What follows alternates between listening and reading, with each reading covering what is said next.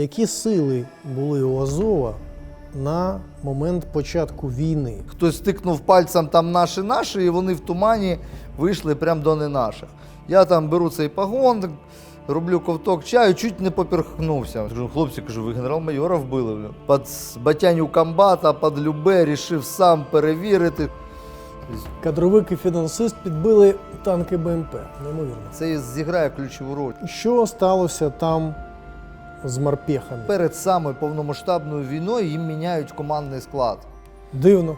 Потім же ми дізнаємося, що в принципі всій режим припинення вогню вівся заради двох цілей. Це зробити коридор для цивільних, які теж були в деяких бункерах Азовсталі, і зробити оцей здачу поранених у полон. Але під час перемовин, як я вже потім дізнався, виставив противник основну умову. Вітаю, друзі! Сьогодні у нас розмова, інтерв'ю з Друже Кіртом. Саме Друже Кірт – це воїн полку Азов. Саме Кірт був засновником відомої школи імені Коновальця, школи командирів Азову. Саме завдяки роботі цієї школи було підготовлено то покоління воїнів, ті бійці, які героїчно у надважких умовах бились у Маріуполі.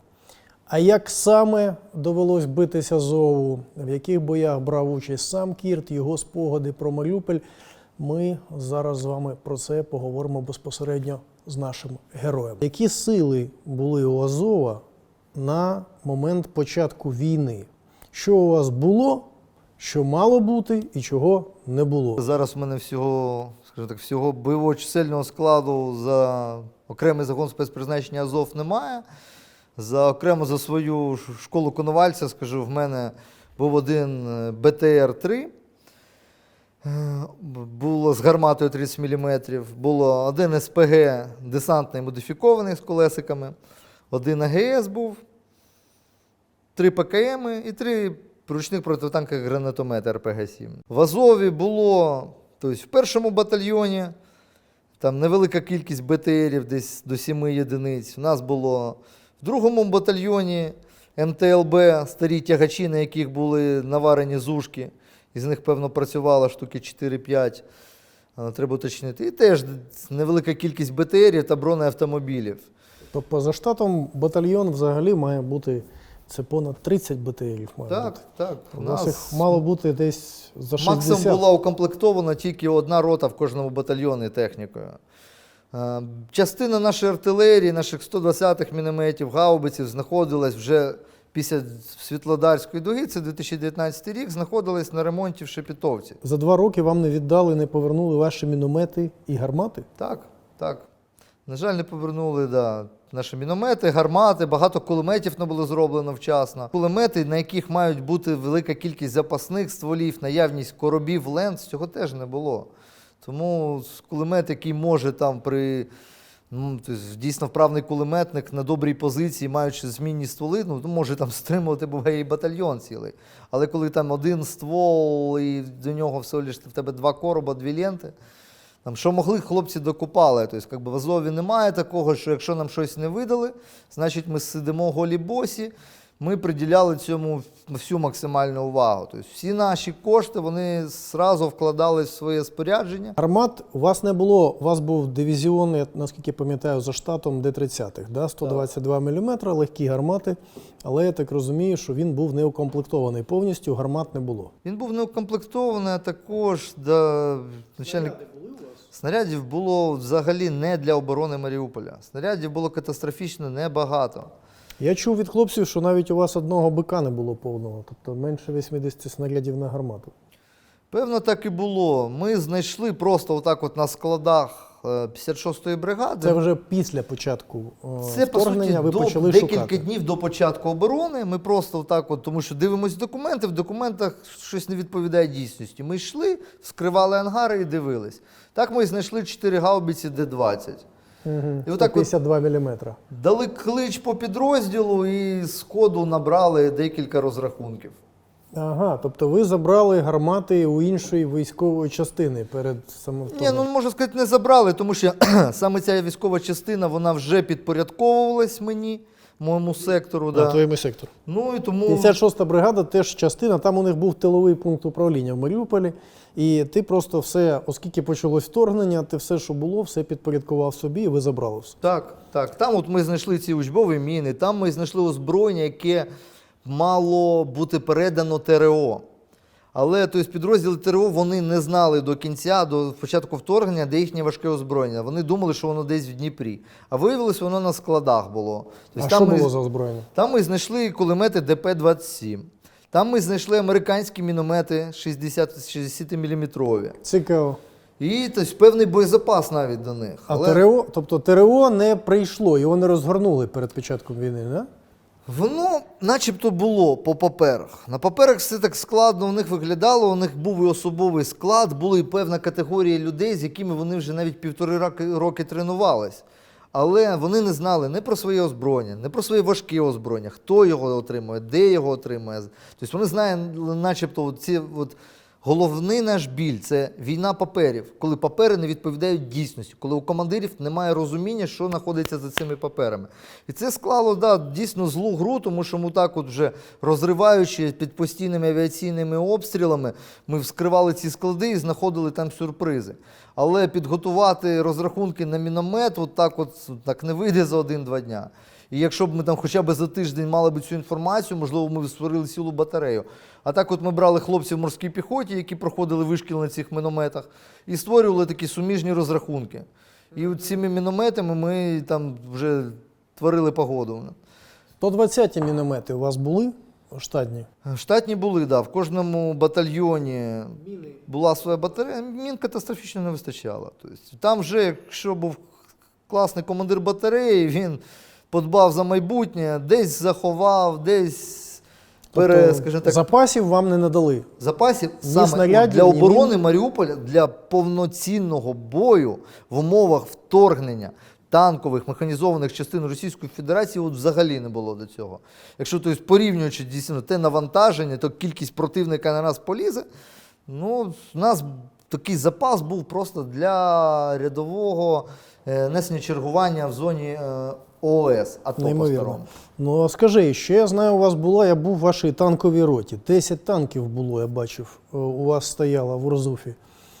Скільки з цих, ці танки, вони всі були боєздатні, вони всі були придатні до бою? Ну, от як казав, я дуже часто спілкувався і намагався тренуватися. Ми розробляли нову систему навчання, скажімо так, відпрацювання тактики рівня піхоти, відділення вогневої групи з танком, з командиром роти танкової Чупом, героєм України, який, на жаль, отримав його посмертно.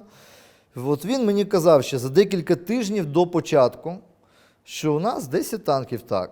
От 3 з них, вони полагоджені, трошки модернізовані, вони мають певний ресурс гармати, вони для бою готові.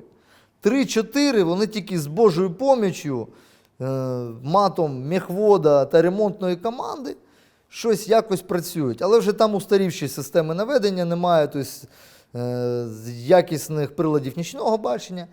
І інші там 3 танка, це просто не БГ, не боєготовні. Але хлопці по свистку вони привели в готовність всі машини.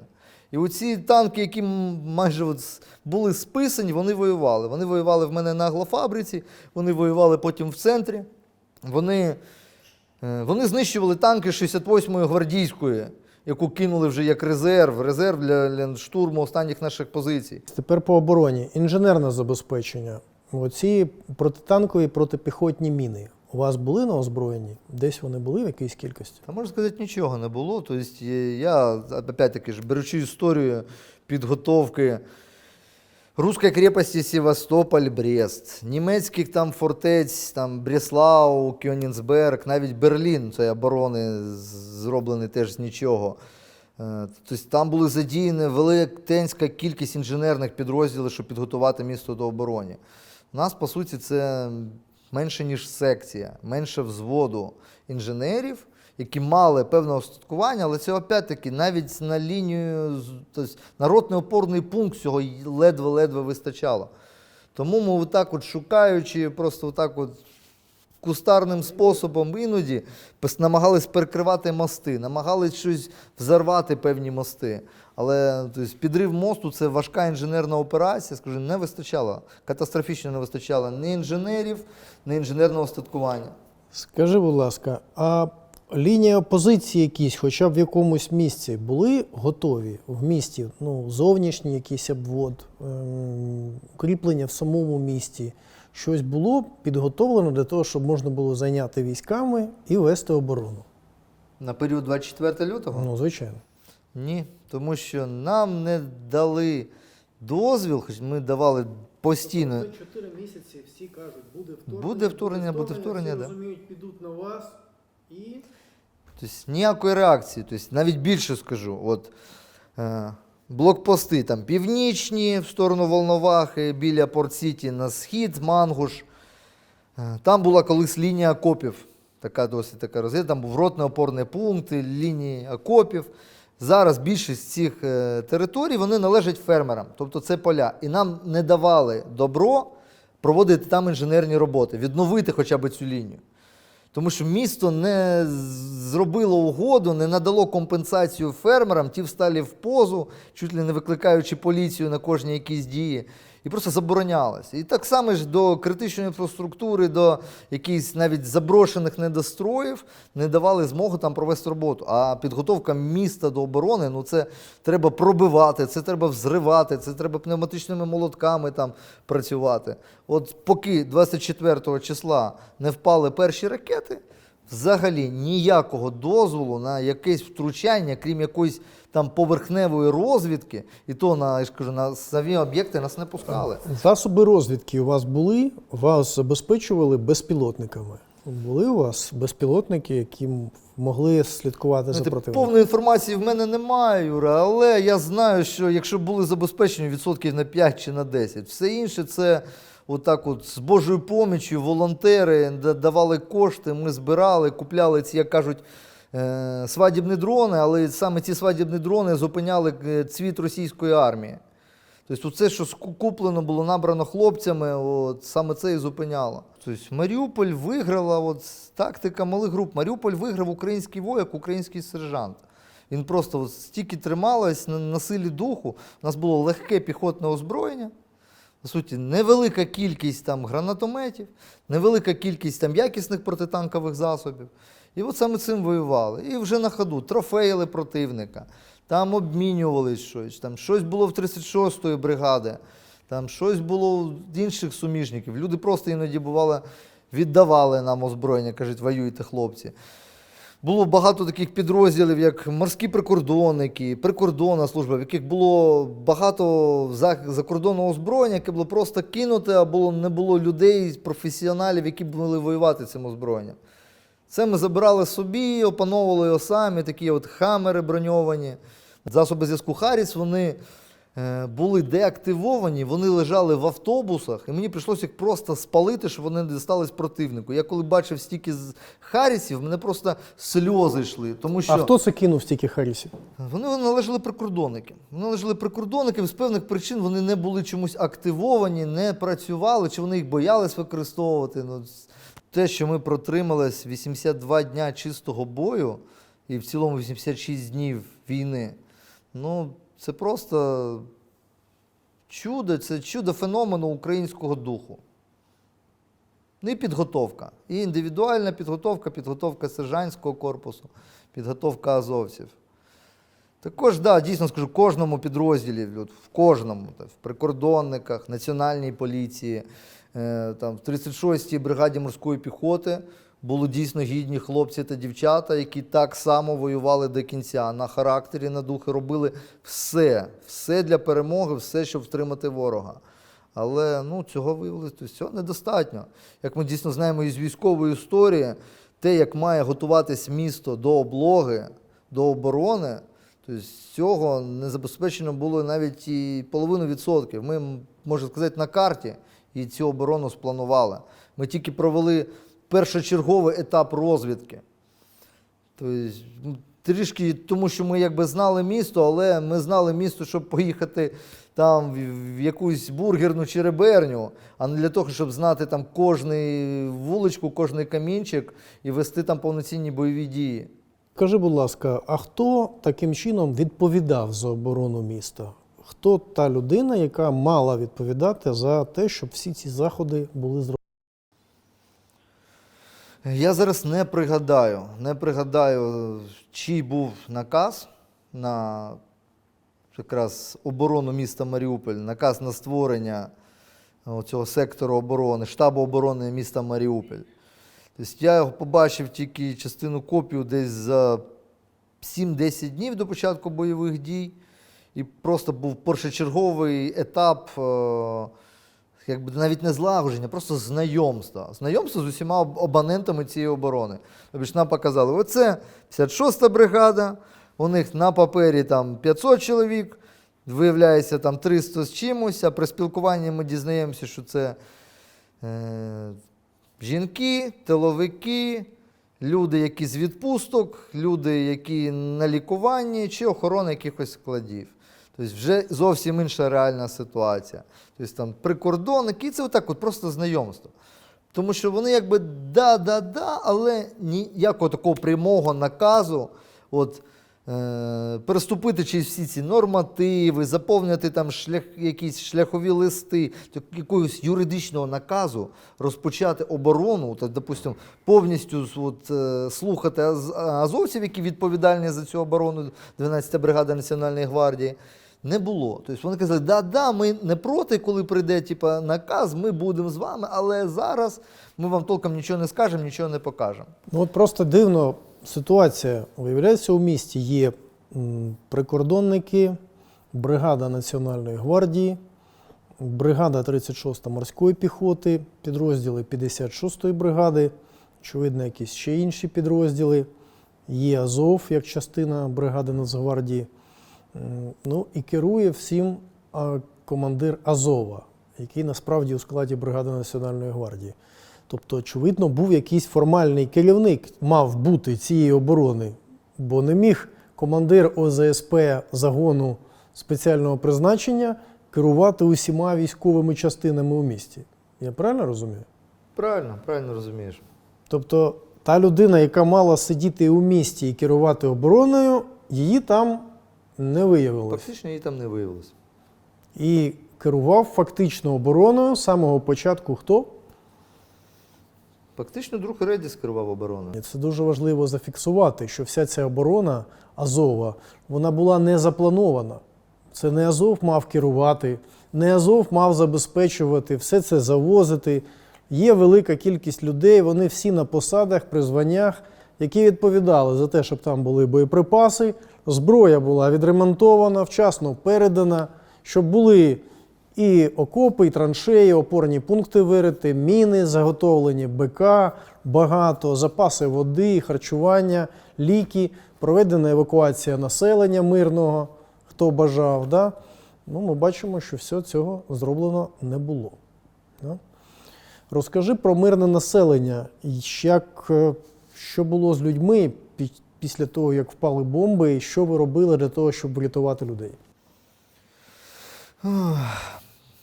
Це, коли це зараз починаю згадувати, це дійсно, тут я відчуваю подвійне таке відчуття страху і розпачу.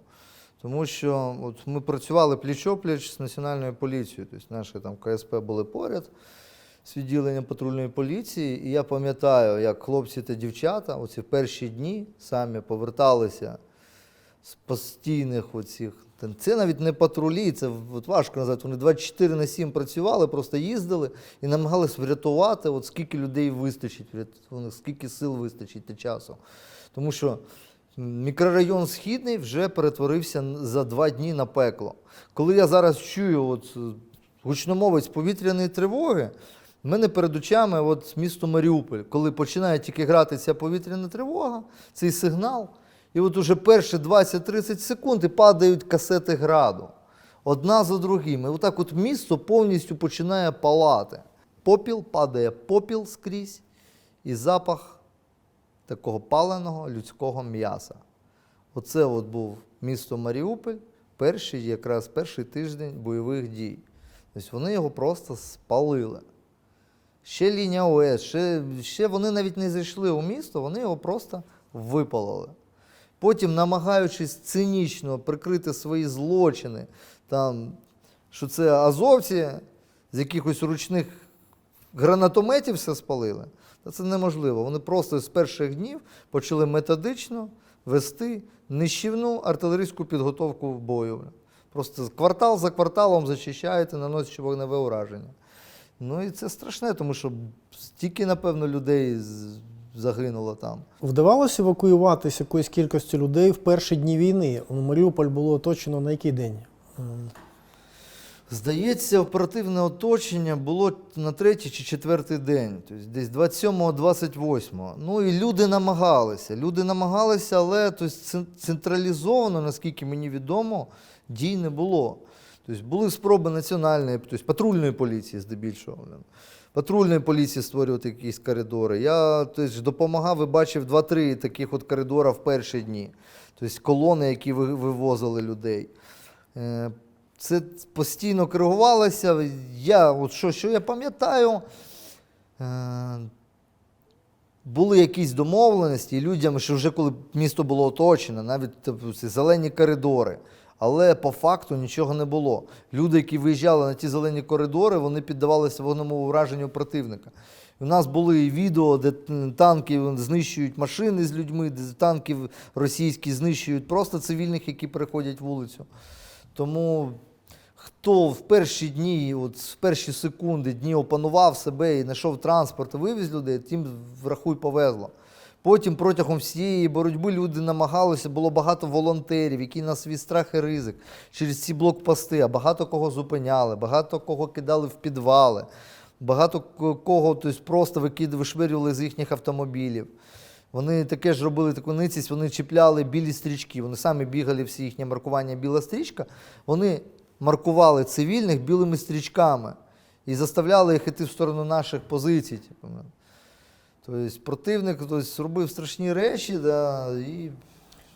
Мер міста каже, що загинуло понад 20 тисяч мирних людей.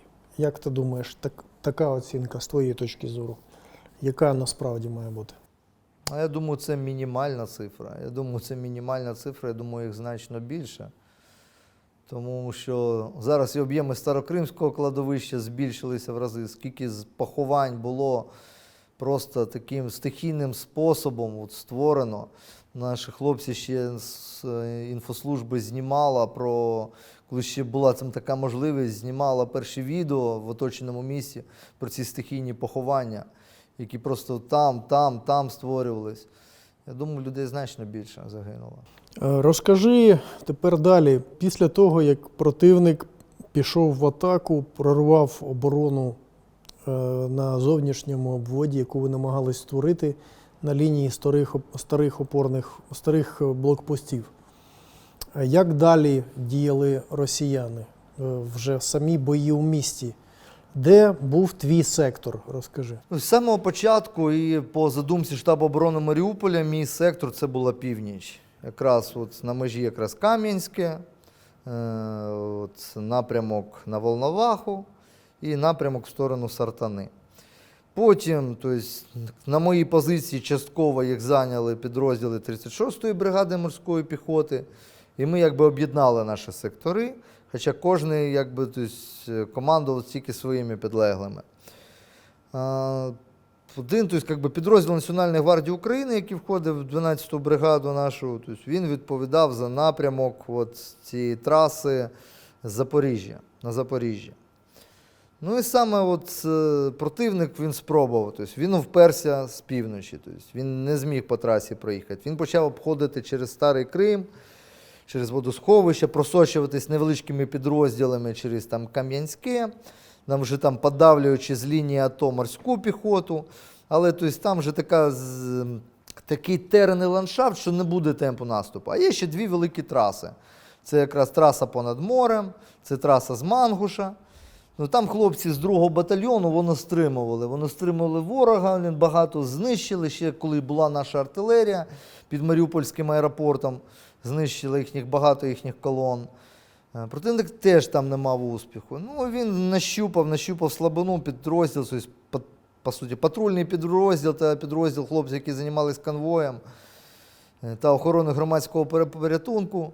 Там, при невеличкому підсиленні там, хлопців-азовців, противник нащупав, що треба бити туди. Ну і от він просто танковим клином проламав оборону. На якому напрямку? Якраз от Запорізький напрямок. Запорізька траса, і от якраз ті бої пішли від метро, Порт-Сіті, Сільпо Амстор.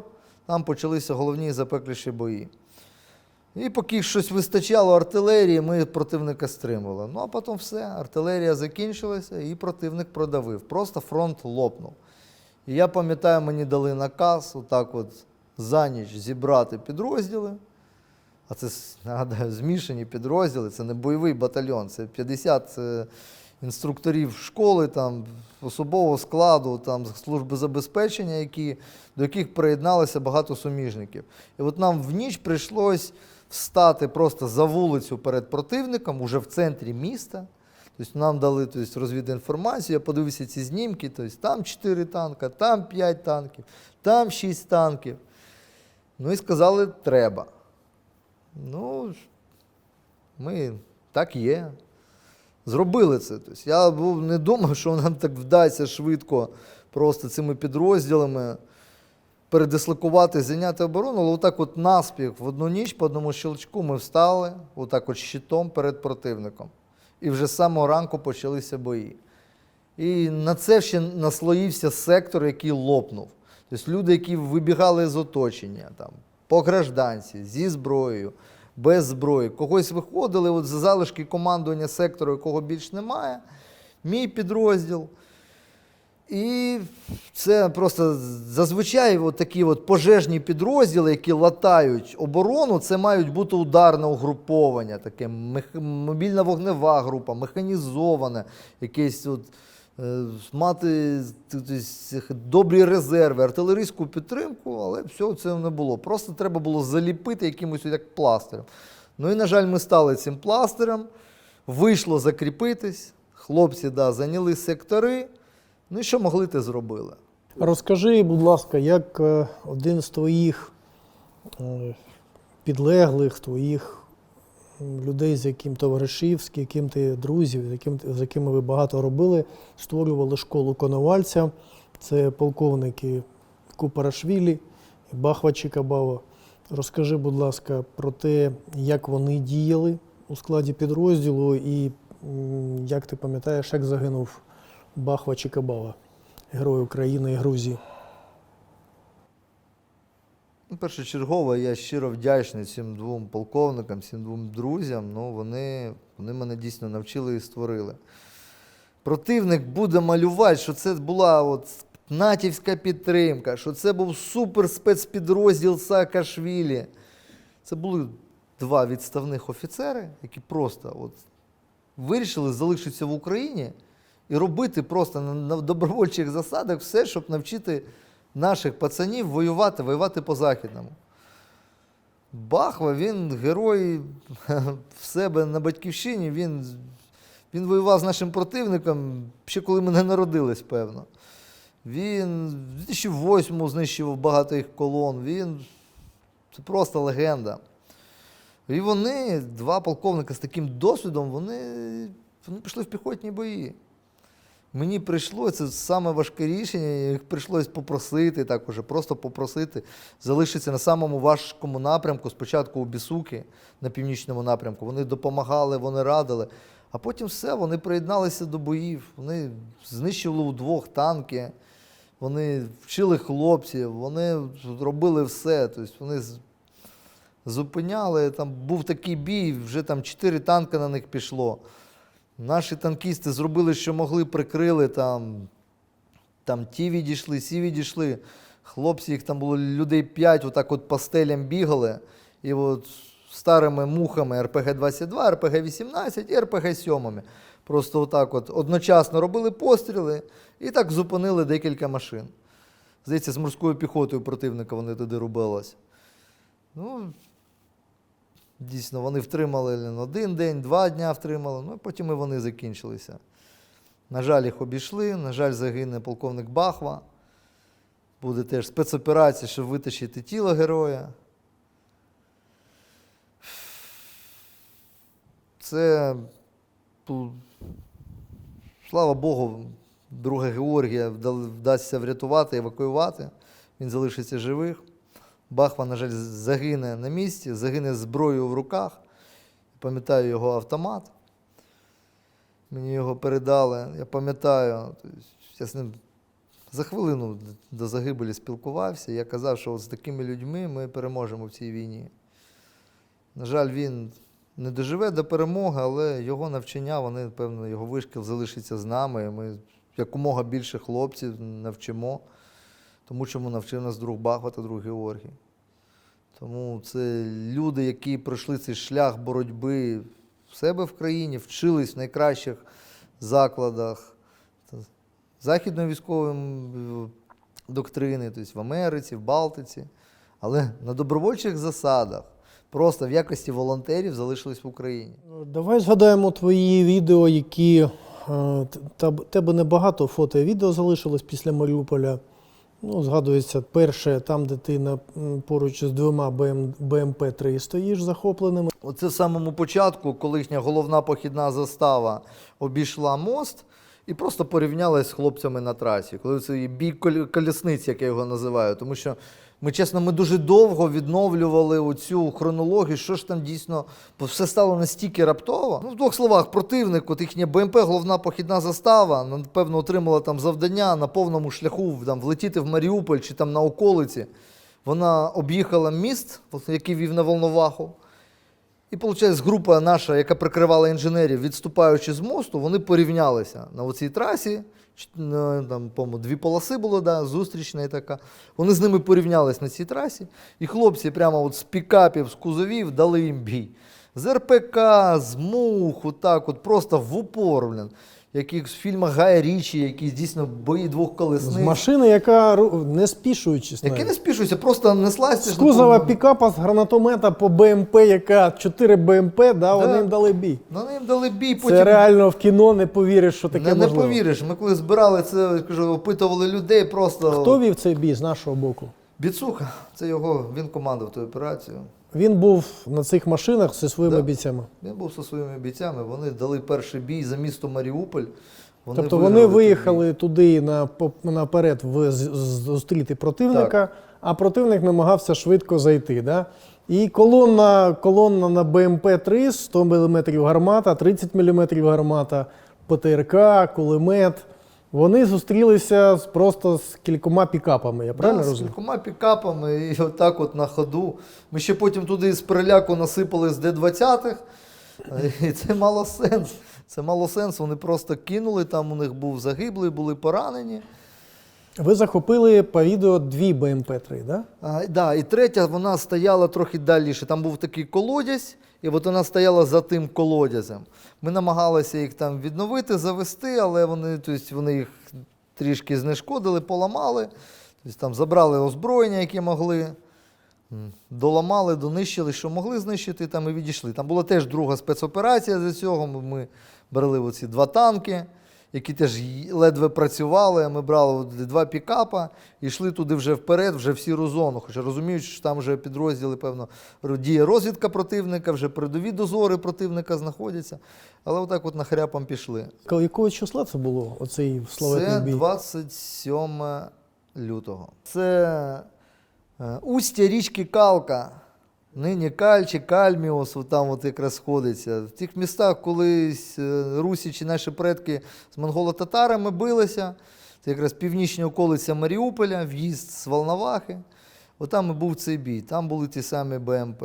Тому що як до цього 3 дні, якби ми бачили відео, як вся Україна вже воює, як люди зупиняють, як коктейлі Молотова несуться в техніку противника. Ми чули про оборонців міста Херсон, коли там просто територіальна оборона зупиняла колону, як могла. А саме тільки отримували прильоти від авіації та артилерії. Тобто бою ще не бачили. І оце був якраз перший бій, ми хотіли показати, тобто, в першу чергу, ворогу, що думайтесь, вам легко тут не буде. І показати своїм, що вони теж смертні, боятись не треба, ми на своїй землі, ми переможемо. Я наскільки пам'ятаю з розмови з Георгієм Копарашвілі, який був поранений в бою біля ЦУМа. Там вас вибили, да, були важкі втрати, великі. І після того, які були дії противника, куди зміщувались бої? Це вже був центр міста, да? Це був центр міста і почалися, така, знаєте, створення просто. Азов збирав групи, бойові групи з штабістів, з тиловиків. У нас один з кадровиків-фінансист в бойовій групі підбили танки БМП. Створювалися такі групи, давалися їм підсиленням. Тобто ми бачили там прикордонники, морські прикордонники. Поліцію отак брали, приєднали, пішли воювати. І отак намагались просто залатати цю діру. Нас піджимали вже ближче до Іллічівського району, до Ілліча. Ми зміщувалися на північ і почалась така сіра зона, де і противник не закріпився, і наших сил там майже як такових немає. І ось намагання у цей центр якось відбити, закріпитись. Ті часи були досить інтенсивні дні, інтенсивні бої. Вже, тобто, противник там давить на Іллічівський район з 3 сторон, по суті, морська піхота, вона розвернута більш на північ, а її південний край захищає такі невелика кількість підрозділів, зовсім невелика. І далі там приймається рішення, частину, наш сектор знов ділять напополам, більшість виживших азовців і такого ударного угруповання, воно має відійти на Азовсталь для подальшого контрнаступу. А я з тими, хто залишився з переданими силами, захищаємо південний край, Іллічівський район, південний край морської піхоти 36-ї бригади. Я формую бойові групи, також з нуля. Теж в мене вчорашні кадровики, люди з оперативного відділу становляться бойовими командирами взводів. Інструктор наш покійний друг Філіні стане теж командиром бойової групи. Ми вже тут дізнаємось на великій землі, що це буде такі батальйонні тактичні угруповання ГРУ. Це люди-ветерани Сирії, які мають досвід штурмових боїв у місті. Да, 2 бригади спецназу брали участь, 22-га бригада і 349-та бригада спецназу. 2 бригади. І от вони якраз будуть штурмувати наші позиції. В тому місці, де ми з другом Рамом, з моїм тоді ТВО начальником штабом, нині покійним, де ми от якраз вгадали місце основного удару, туди піде ця БТГР. Наш друг Філіні, воюючи якраз за околиці 61-го госпіталю, який вже на той момент повністю розбомблений руською авіацією та ракетами, був евакуйований на територію заводу, все, що можна було евакуювати. І от там ми якраз прийняли бій. Друг Філіні закопить рацію, знищить взводного противника. Ми, пам'ятаю, на Хаммері просто вилетим на пригорок з Хаммеру того, з ДШК дамо чергу по колоні з БТР-72 і ледве-ледве встигнемо втікти, відступити назад, поки 30-й калібр не зробить з нас решето. Бог знову на нашій стороні. І от такими діями, тобто маючи рацію противника, ми якось їм протидіємо. Тому що це досвідчений ворог, це професіонали. Ми їх чули, вони діяли слажено, але вони спробували, як зазвичай, це спочатку нахрапом, штурмом не вийшло. Вони втратили людей, бо хлопці наші не злякались. Потім я в рацію дізнаюсь, що хтось з прикордонників, ТРО і Нацгвардії відстануть. Противник їх захопить в полон, і я почую фразу «пускай їх в розход». Коли будуть щось нам казати про якісь злочини, хай згадають цю фразу «пускай їх в розход».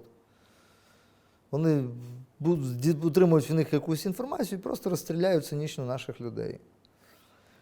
Потім ми будемо вже битися за завод Ілліча. Коли ви відійшли на Ілліча?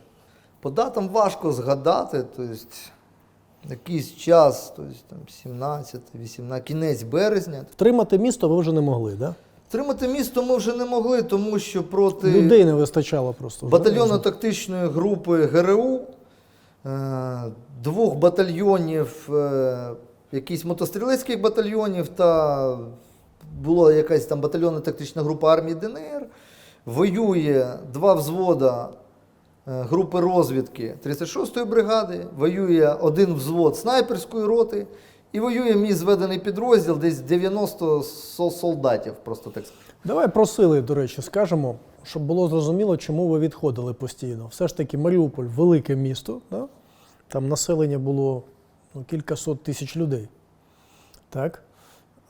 І сили були які? Був ОЗСП «Азов», наскільки я пам'ятаю, десь близько 1400 осіб, максимум кількість. Це вже максимум з тими людьми, яких ми З усіма. мобілізували звичайно, в перші дні. Змобілізованими, по суті, да. Потім були підрозділи там Нацполіції невеличкі, якесь місцеве ТРО теж, я так розумію, нечисельне.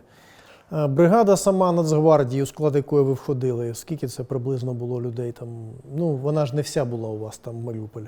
Там бойового батальйону там 300 з чимось людей. Да. Потім були прикордонники, я так розумію. Ну, наскільки я пам'ятаю з азовцями, коли я питав, скільки вас там в оточенні в перші дні, то сказали, що десь понад 5 тисяч усіх.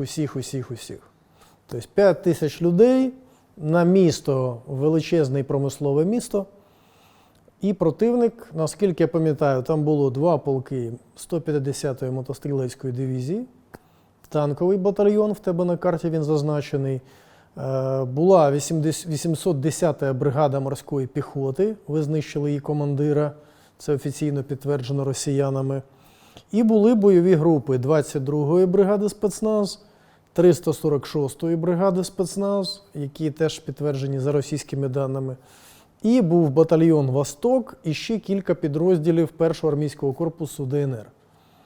Тобто великі сили, полки, батальйонно-тактичних груп розрахункових там, ну, як мінімум, було десь до 12. Да? Ще Росгвардію треба додати. Ще Росгвардія Ще була. багато Росгвардії, в тому числі цей тік-ток Ахмат.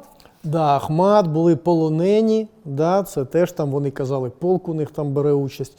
Тобто противник, як мінімум, застосовував проти вас, як мінімум, 12 батальйонно-тактичних груп, да, чи більше навіть, можливо. Це те, що ми зараз з тобою проговорили просто. І мав можливість їх поповнювати, змінювати постійно, підводити резерви. Особливо там, я пам'ятаю, ДНР, там багато перший корпус, велику кількість людей туди направляв. Да, і такі великі сили, да, тобто вони переважали вас, я не знаю, скільки разів, як ви думаєте? Ну, в техніці, напевно, 20 до 1, 30 до 1. А саме головне – це безліміт на вогневу підтримку. Тобто безліміт на артилерійські боєприпаси та танкові боєприпаси. Це зіграє ключову роль. Як був знищений російський військовий з погонами генерал-майора? Маріуполь – це не тільки Азовсталь, це ще завод Ілліча, який, до речі, набагато більше нього за площею. І ось така от фортеця, вона називається Аглофабрика, вона прямо отак от насувається от повністю над всією північною частиною міста і уходить далеко в передмістя. Якби нам дали змогу і доступ до цієї інфраструктури, як ми просили от, за той навіть короткий час підготовки до оборони Маріуполя, за тиждень ми б, можливо, і зробили там дійсно неприступну фортецю. Але оскільки ми отримали доступ буквально після того, як перші ракети впали в Маріуполь, тобто 24 лютого, ну, що встигли, там те встигли. Але це не можна порівняти з інженерною підготовкою міста та такої от інфраструктури до бою. Тому просто, ну, скажімо так, хлопці, всі ми брали їх на понт. Брали їх на понт, ми завели туди сили, ми обізначили, що ми там знаходимося. Їхня головна похідна застава порівнялась там з хлопцями, був зустрічний бій. Ці БМП-хи розбили, ми там трохи навалили з артилерії. Вони відступили. Також другим там фактором, ну, знайшли ми багато учбових мін, бо бойових не було. Перемішали їх цим, зробили от це поле СТМ-ок. Певно, це другий був фактор. Ну і третій фактор – це от наші такі дії на Аглофабриці. Тобто у нас там було 2 танка, ну, які у нас в підрозділі вважались повністю танками НБГ. Тобто небоєготовними, фактично зламаними. Там все постійно ламалося, але у нас, от, як і було 10 танків, з них 3 от дійсно модернізованих, з новими, більш-менш новими там, оптичними засобами. 3-4 ще так от 50/50, а оці 3 це так от одна назва. Але там були героїчні хлопці, героїчні екіпажі. Ну, скажімо так, ми робили вигляд того, що нас там дійсно багато. Там була одна серйозна наша група, там були хлопці-снайпери, більшість загинули, там були ж прикордонники, там були хлопці з військової школи Коновальця, учбово-бойовий взвод, там були сержанти, були хлопці з 56-ї бригади. Також у нас були суміжні деякі розрахунки разом з 36-ю бригадою. І ось ця от аглофабрика, вона, в принципі, стримала 150-ту дивізію, бо першій задумці ми цього от боялися з самого початку, що вони просто на ходу, як в Грозний, влетять по цій трасі. У нас не так було багато сил та засобів, там імпортної зброї взагалі майже відсутні. Люди, які до цього просто вели контрольно-пропускну роботу, не готувалися до бойових дій. Ми їм змогли так от на коленці щось там показати за пару днів, але це просто смішно порівняно з дійсно професійною підготовкою, до якої ми звикли всередині полку. Ну, ось коли прийшов цей час побадатися з передовими дозорами 150-ї дивізії, як це, певно, це їх злякало. Тобто ми зробили вигляд, що наш дійсно страшний блокпост, що з флангу оця от неприступна фортеця Аглофабрика. Ну, потім вони спробували її продавити, вони загнали танки там перші, вони спробували якусь розвідку боєм вести. Ну, хлопці їх не пускали, огризалися. А от далі вже загадка. Вже, як ми зрозуміли з перших розвідданих, перших полонених, підійшли підрозділи ДНР, так званої, і більшість з них були мобілізовані менше, ніж як за місяць. Там були так, як я кажу, наші колеги-атошники, хто воював з їхньої сторони, там в роках 15-17-х. І були просто отакі слісаря, сантехніки, шахтарі, яких отак от схватили теж на вулиці. Їм там, здається, вони розповідали, 2 тижні дали вишкілу і все, їх погнали. У деяких були просто светри, старі радянські каски. Ми бачили з складів, певно, яких взяли під Анадолью Збройних сил, вони одягали, по суті, нашу форму, наші фліски. І оце отакі от наспіх зроблені штурмові батальйони теж пробували нашу оборону.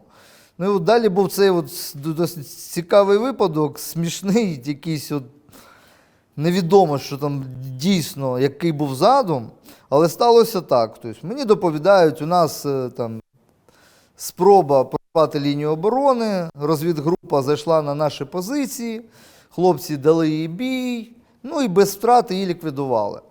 Хлопці приходять, там сміються, ги-га, привіт, як ти там? Я їм заварив чай, вони кажуть, от погон того майора, який був у них старшим. Я там беру цей погон, роблю ковток чаю, чуть не поперхнувся. Все ж таки достав телефон, ще раз перевірив, думаю, щось в мене може з недосипу, бо я бачу, що зірочка, ну ніфіга не майорська, вона велика. І дивлюсь, що це генерал-майор. Я кажу, хлопці, ви генерал-майора вбили. Можливо, колись після війни ми дізнаємось правду, можливо, ніколи не дізнаємося, що це було. Можливо, це і був саме той поворот не туди. Хтось стикнув пальцем там наші, і вони в тумані вийшли прямо до не наших. Можливо, це була розвідка боєм, і там уже генерал під батяню комбата, під любе, рішив сам перевірити, що ж там за укропи, що ж там за Азов, і поліз вперед. Бо на його мапі все так доволі таки оптимістично виглядало. Там були таблиця планових цілей, тобто рубежі вогневого ураження, заводу була аж вплоть до Азовсталі з таймінгом. І тобто, намічені певні штурмові дії. Ну, в принципі, з їхніх мап ми зрозуміли, що наш штаб, який, в принципі, штаб цього нашого сектору, який був зібраний за тиждень до війни, ну, в принципі, свій хліб їв не марно, тому що хлопці дії ці предугадали. Тобто дії ми як в принципі розробили, так воно відповідало вже на їхній мапі. Вони дійсно не пішли в лоб, ми виграли час, ми дали змогу нашим підрозділам трошки виграти, скажімо так, часу для наведення оборони в центрі міста. Ми готувалися вже до прориву першої лінії, зустрічати їх у підніжжя Іллічівського району.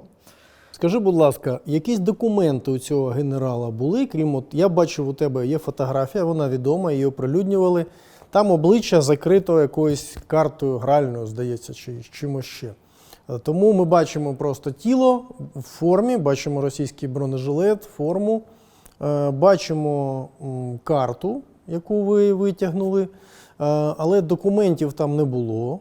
Якісь ще ідентифікуючі Ні, ознаки всі були? документи були, просто документи ми швидко передали, скажімо так, штабу вище. От відразу як отримали, тобто навіть... Тобто там ти не знаєш, що там було, не пам'ятаєш? Які це були дані, прізвище? Я Що пам'ятаю, це таке? тобто там був його щоденник. Там був щоденник з того, що я встиг подивитися, поки в дорозі до штабу. Ну, там був щоденник, в якому я бачив тобто, Крим, підготовку, тобто, планування, коли вони там на ешелонах, записи, їхні таблиці умовних сигналів. Ну, багато тобто, такої цінної інформації. І була в нього ксіва, було його посвідчення, і була рація. Рація, тобто, такого іменно серйозного рівня з доступами, але тобто, ми відразу передали тобто, на штаб вище, ну і в принципі більше не бачили цих документів. Я зрозумів. А потім вже час, тобто, дії настільки швидко розвивалися, що ну, ми навіть не встигли, як сказати, тіла загиблих відвести до моргу. Тому що ми отримали раптовий наказ рятувати ситуацію в центрі міста і швидко мали передислокуватись. Противник буде там створювати якісь несенітниці, історії, що ми якось знущалися над тілом полеглого, але це просто несенітниця і для нас, для азовців, для офіцерів української армії це негідні вчинки. Ми бачили, як це робить противник, але ми перші, коли наша, скажімо так, ситуація дозволяла, всіх загиблих ми доставляли в морг, поранених в лікарні. На той час ми просто так і не встигли нікого забрати, більше тіла. От у нас, де був бій, там і залишився він. Це на території аглофабрики. Це територія З ним, з аглофабрики. цим генералом, була якась група супроводу? Да, там була група супроводу, причому змішана. Там була група розвідки 150-ї дивізії і група розвідки якогось підрозділу ДНР. Скільки всього там залишилось тіл на місці бою противника? Близько 14. Близько 14. То вони прямо на ваші позиції вийшли, виявляється. Ну, по суті, вони зайшли в центр цієї аглофабрики, це велика територія, насамперед, коли ми там беремо оборону Маріуполя, оборону цієї промзони, то якщо брати там історію Другої світової, то там цілі дивізії тримали. Тому таку настільки щільну оборону, щоб там мишка не пройшла, її зробити неможливо, на жаль. Але тут ключовий фактор, що ніхто не знає, де саме за якою будівлею, за яким вагоном буде сидіти злий укроп. Ну, тому, в принципі, вони легко не змогли взяти. І тут вдача, певно, і Бог був в той день на нашому боці, ну, як завжди. Приблизно середина березня була, да? Оця фотографія, оцей бій. Це, певно, десь 10-11 березня, тому що 12 березня загинув мій хороший, добрий друг, наш головний сержант базового курсу бойової підготовки, друг Біцуха Віталій Трухан. Це дійсно болісніша втрата. Разом з ним загинув комбат Національної гвардії з Запоріжжя, позивний «Атом». Розкажи про цей бій 12 березня, як це сталося. Це, можна сказати, не зовсім бій. Оскільки вже на 12 березня наша артилерія не тільки не може виконувати задачі контрбатарейної боротьби, навіть і підтримка військ вже під великим питанням, тому що запас наших боєприпасів для артилерії вже майже на нулі. І противник вже починає це розуміти. Він вже до цього весь тиждень намагається йти отак от в бій, старою тактикою, штурмовими загонами, простими БТГРами. Це в нього не виходить. Ну і тоді вони приступають до тактики артилерійської підготовки. Вони просто взяли, напевно, 2-3 батареї 120-х мінометів, ствольної артилерії, підняли в небо багато безпілотників, ну і просто знесли з лиця землі наші блокпости, наші позиції.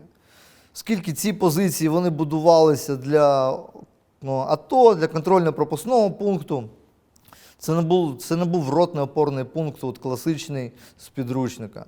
Це було пару вагончиків, такі бліндажі, не найкращої якості. І просто хлопців знесло з лиця землі. Вони готувалися, у них там і засадні дії планувалися, і бій був спланований, і вони і підтримували Кам'янське, коли його штурмували. Бо коли противник не зміг в лоб взяти з Волновахи, там є таке невеличке містечко Кам'янське, там ще є слідчий ізолятор. І от противник намагався вже от просачуватися через нього. До речі, там теж був цікавий випадок. Командир роти, друг Сєвєр, Жан Юнге, який відповідав за той напрямок, він теж загинув за пару днів до цього, десь приблизно в 8 числах березня. Він встановив одну єдину танкову міну. Тобто він сам інженер за фахом, він ще в залізничних військах був інженером-сапером, він мав в ОБД, поки це ще не було мейнстрімом, поки це не було ще АТО. Він встановив одну єдину міну, і танк Т-80 от просто розувся на цій єдиній міні. І вони не змогли взяти в лоб, вони почали потроху просачуватись, кидати своїх так званих атмичок, кидати Народну армію ДНР, просто отак от як в м'ясо. Ну, і от і Біцуха з Атомом, з нацгвардійцями, вони прикривали з флангу, нам з нашими друзями з морської піхоти, просто отак от фланг накидували ворогу. Тобто, і противник зрозумів, що не виходить і Кам'янське штурмувати, не виходить і в лоб брати блокпости, вони почали просто зносити позицію за позицією. Вони прибрали наші спостережні пости на висотках, на териконах, ну, повністю придушивши їх артилерію. Да. Коли ми там раз окопались, два окопалися, коли 2 батареї вистрілює там подвійний боєзапас і подвійний БК, ну, там просто кратер від Луни. І не то, що суміжні підрозділи, навіть люди, які себе вважали бувалими, які там пройшли вже 5-8 років АТО, ну, це зовсім інше навантаження, це зовсім інший бій, ти нічого не ти безпорадний проти такої артилерії. Тут повинна включатись твоя власна контрбатарейна боротьба, на жаль, якої не було. Тому саме цей бій, де загинули хлопці, це не можна назвати боєм. Просто артилерійські підрозділи противника знищили їхні позиції. Ну і віддати треба їм належне, ніхто не дрогнув. Це були, напевно, найважкіші і найболючіші дні в моєму житті, і біль від них, він досягає, він згадується, от тільки зараз, певно, є таке от розуміння того, що сталося в ті дні. Друже, розкажи про цього комбата Атома. Як себе ставили от підрозділи Нацгвардії? Там була 23-я бригада, да? Так, 23-я бригада. Ну, на красивій бумажці вони відповідали за 2-ю, 3-ю лінію оборони операції Об'єднаних сил. ООС по-старому АТО. Але от перед самою війною не було зроблено як по підручнику. Більшість об'єктів вони були закинуті. Ніколи не відпрацьовувалась реальність у цій лінії оборони. Тому що та кількість підрозділів, яка за неї відповідала, не змогла втримати на своїй лінії. А таких підрозділів, щоб могли, як панфіловці, які теж великий міф, втримувати ці позиції, ну таких підрозділів не було. Національна гвардія, там класні хлопці були. Але більшість з них, їх ніхто не готував до цих дій. І от треба віддати належне, от полковник Атом, він розуміючи, що в нього немає такого великого досвіду бойових дій, він не відчуває так впевнено, він казав: хлопці, ви кажіть, що потрібно, ми зробимо.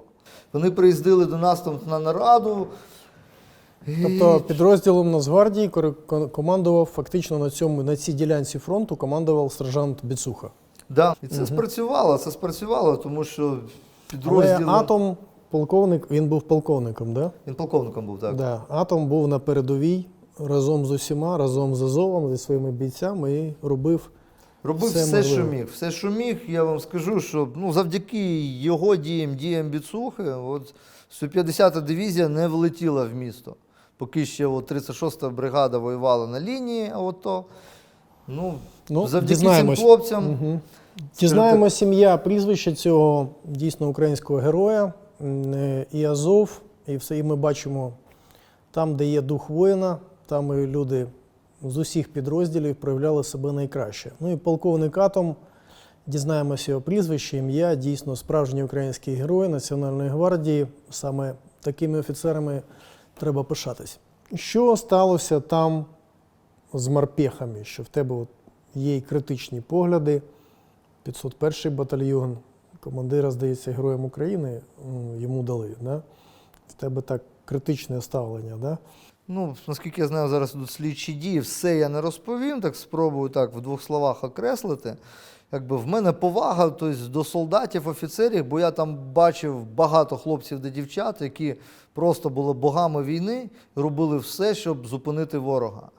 Але що я бачив? Тобто, що я бачив і чув від хлопців, що я бачив своїми очима, все почалося, те, що перед самою повномасштабною війною їм міняють командний склад. Їхнього бойового камбрига, бойової злагоджене командування, його міняють. Дивно. Його міняють, більш того, виводять поза штат багато кількість важкого озброєння. Поза штат озброєння? Поза штат вивели. Я впевнений, що мають провести і слідчі дії, розбір попередніх дій, що це було. Халатність, недбалість чи спланована диверсія. Мені здається, зробили все, щоб підірвати таку бойову героїчну бригаду. І наскільки мені відомо, їхнє командування морської піхоти в якийсь певний час робить їм таку смуту. Воно їм дає вже посеред боїв, вже в критичній ситуації, те, чому робити неможливо. Якихось 4 дивних вибори. Їм сказали, або проривайтесь на Азовсталь, або здавайтесь в полон, або проривайтесь на Запоріжжя, або робіть, що хочете. І наскільки от мені відомо зі слов командирів, командир бригади збирає свої батальйони і повторює ці слова. Він просто деморалізує комбатів. Командир бригади, теж герой України. Теж герой України. Баранюк. Угу. І мені розповідають, що командир 501-го батальйону поплив. Далі на нього виходить противник і пропонує йому здатись. Як ми бачимо вже після, командир 501-ї бригади, 501-го батальйону окремо здається в полон майже з усім своїм складом. Там не здається тільки начальник штабу, а, по-моєму, 7 офіцерів. Всі інші здаються в полон. Це у нас фланги, ми прокидаємось зранку, у нас там був неприємний випадок, вони там чуть не обстріляли наші позиції, йдемо навести взаємодію, а бачимо все, пусте КСП, нікого немає, апаратура, озброєння, нікого немає. Ми підняли на БАТ, дзвонимо в бригаду, де ваші люди? Вони кажуть, не знаємо, де наші люди. І отак от ми опинилися без флангів. Їх так наспіх їх латаємо, наспіх щось робимо. І от все, з цього от у них почався повний хаос. Хтось там воює до кінця на позиціях, а хтось сидить в штабі, в бункері і просто ганяє важкі думки. Ну, в такі, коли критична ситуація, не потрібно ганяти важкі думки, треба ставити рок-н-рол і діяти. Велика кількість морпіхів, все ж таки, попри навіть відсутність чітких наказів, все одно обрали, от, як друже Волина, для себе шлях воїнів, і вони пішли до кінця. Вони пішли до кінця. Деякі отримали наказ прориватися, намагались виконати цей наказ. З морпіхами батальйону морської піхоти ми прориваємось на Азовсталь. Там же теж, ми дізнаємось, критична ситуація, і нас буквально все розпорошують. Я отримую з людьми, залишившимися людьми. Ми йдемо воювати на залишки мікрорайону Східного. Тобто наші останні позиції у місті. І от тут якраз от цікавий випадок. Згадую цю історію, тому що до прориву на Азовсталь я розумів, що це все скінчено. Якби. Зараз один бій, наступний бій, ну все.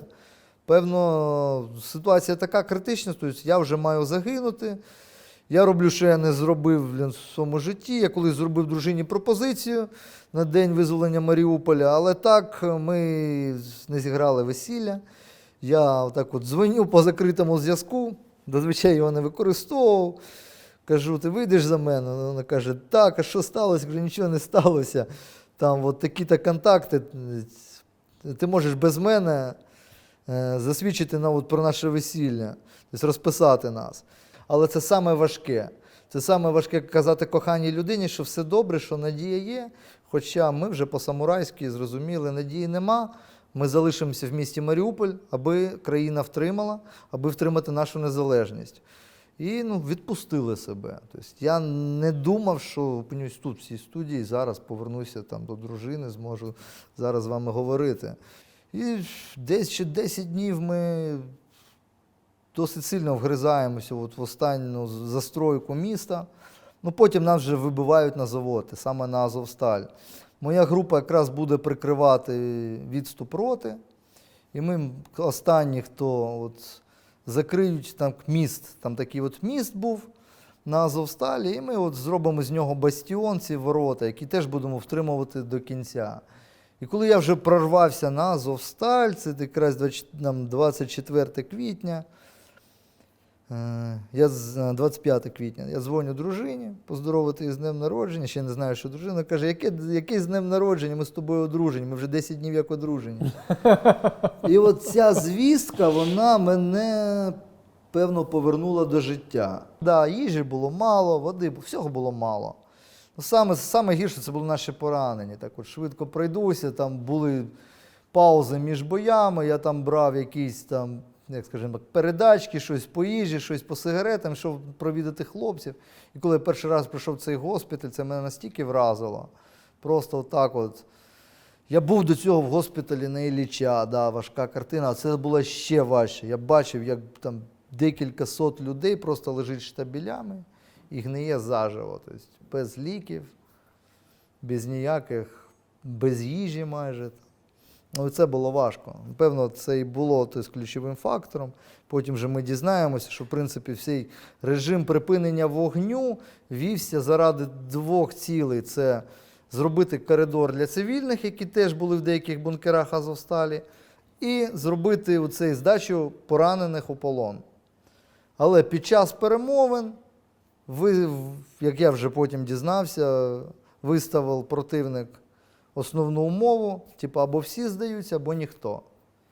Ну і було прийнято таке рішення. Напевно, це було саме важке рішення для командира. Нам усвідомлення теж бійцям було дуже страшне усвідомлення, що ми йдемо в полон. Ми ті, хто вже відпустив себе, якби ми знали, чим це закінчиться, ми розуміли, що з нас будуть намагатися зробити страшну картинку, показові суди, трибунали, що, певно, всі домовленості будуть. Да, то, що мало бути якось таким почесною здачею в полон, там, зі збереження штандартів, чуть ли не зброї. Канцлер Бісмарк колись сказав, що там, договір з Росією не вартує клаптика паперу, на якому він написаний. Так і вийшло. Тобто, домовленості були скасовані, і почалися і цирки, і тортури, і потім страшний розстріл на Оленівці. Якимось чудом нас обміняли. Багато наших хлопців-побратимів з Азовсталі, з Азову знаходяться до сих пір в полоні. Люди працюють, маємо ще більше працювати, маємо їх не забувати, маємо їх всіх повернути. І тільки наші перемоги, згуртованість взагалі українського соціуму, який має далі прикладати кожен на своєму місці всі зусилля для нашої перемоги, це буде і рецепт, як і повернення наших хлопців, так і повернення наших територій. Який для тебе основний урок? Що ти в собі відкрив у Маріуполі? Да, в Маріуполі, певно, кожен з нас, хто провоював в Маріуполі, там назавжди частично і залишиться. Тому що в Маріуполі залишиться, напевно, третина нашого підрозділу навічно. В Маріуполі на наших очах буде знищено місто, яке будувалось також на наших очах. Бо я пам'ятаю це місто, я в 2014 році з першими підрозділами заходив. Це був старий музей Радянського Союзу, і в 22-му році це було сучасне європейське місто. Там була чудова набережна, центр був схожий, особливо в зимову погоду, на Австрію. Люди, яким показали український продукт, там були кожного року, кожного місяця українські фестивалі, музика, театр. Там виросли зовсім інші діти. Я пам'ятаю дітей 14-го року і дітей 22-го року. Ці люди вже росли не на пропаганді, вони бачили альтернативу. Вони бачили вже сучасний, модерновий світ і вже робили свої висновки, а не висновки, які там робили їхні заангажовані дідусі та бабусі, які слухали пропаганду російську. Це було зовсім інше місто. І тому урок, і перше, це стало ще одне підтвердження всіх, що ми там були немарно. Що все, що ми робили з 2014 року, ті, хто пішов захищати країну в 2014-му і прийняв рішення все ж таки опанувати цю справу професійно і віддати себе всього військовій справі заради одного, щоб просто визволити наші території і не зупинити цю московську агресію, цю Цю тактику терору, яку вони з 17-38 не поміняли взагалі, а тільки її модернізували та покращили, ми не мусимо програти, бо за програшем буде щось гірше, ніж смерть. Буде повністю рабство. От Радянський Союз, він зробив страшну річ з Україною. Він забрав українську душу, він спотворив її, він нав'язав їй якісь ниці ідеї, якісь ниці проблеми. От такий опустив сторіччя страху якогось. От. І ми тільки почали от лізти до якогось кращого світу, до демократії, до свободи, до цивільного суспільства. І от тільки почали вставати на ноги, вони зрозуміли, так, якщо зараз не втрутитись, ми втратимо цю почву для оцього російського хаосу, для цієї російської пропаганди. І от ми мусимо і маємо знову відродити цей світ, зробити висновки і дійсно в цей раз створити механізм, який не дозволить приходу от в будь-якій країні такої влади, таких людей, які почнуть от силою зброї, силою терору та пропаганди захоплювати території інших держав. Друже, я тобі дякую за розповідь і хочу дуже подякувати твоїй родині. Як звати твою дружину? Анастасія. Хочу подякувати Анастасії, тому що, знаєш, дуже сильний момент, який ти сказав, що тобі дало жагу до життя. І це найважливіше в житті, коли ти розумієш, що от поруч смерть, от поруч життя, і життя сильніше. Тому дякую тобі, дякую Анастасії за те, що її кохання змогло тебе витягнути з того пекла. Дякую тобі за оборону Маріуполя, дякую всім твоїм братам. І я їй вдячний тобі, Юра. Дякую.